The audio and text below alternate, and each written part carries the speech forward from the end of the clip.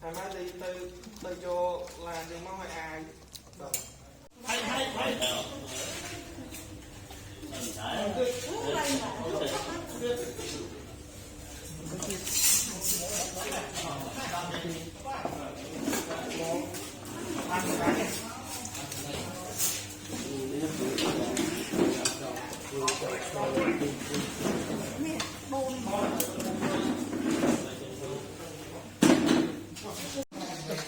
Lẹ biết không? Cạn được rồi.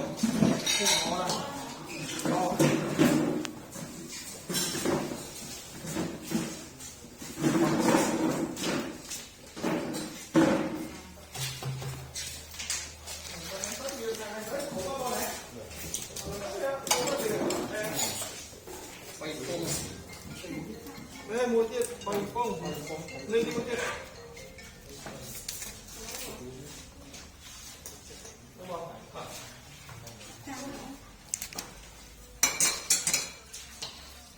Lẹ đi nào. Phải bắt tay vô bắt tay chứ. Bắt tay vô lên can rồi. Can lẹ ai này. Ồ, Bạch phu này lẹ mà. đây là nông nán. Này. Này chặn nó ra can con một con ra nè. Mình được xạ sẵn.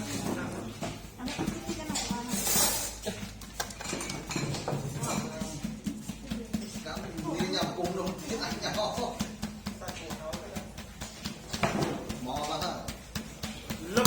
người đi mò người thì vui có cái mò Ăn mò đấy. mò Thì phần cho đấy nha. Bắn cái. Người ta đang chung tiết.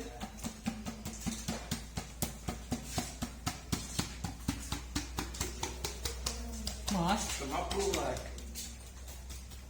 Đây, bạn sạch. Ô, bạn sạch vào đấy. Mò đây là Mò cái đá.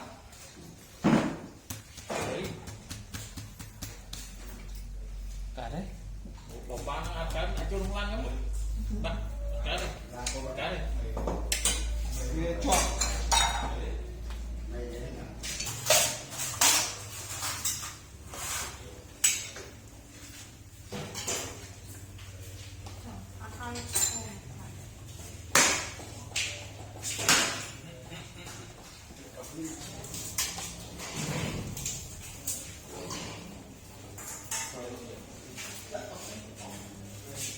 Chọn.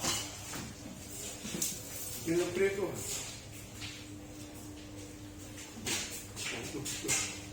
Kan. Dia preto.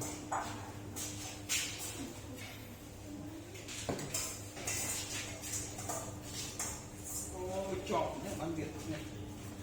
Chọc. Đấy, con này bán.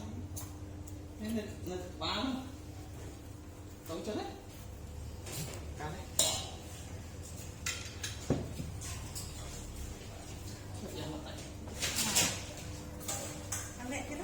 Mình chạm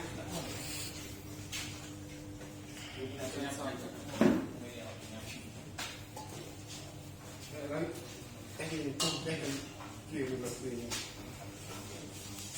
nó tới mấy con hộp lương kia nào không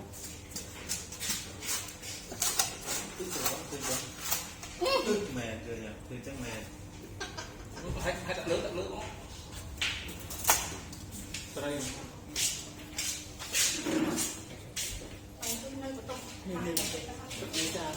Từ lâu cái đài rồi. gì nhỉ?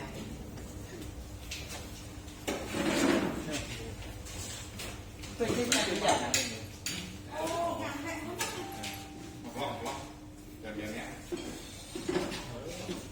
Bạn cái này.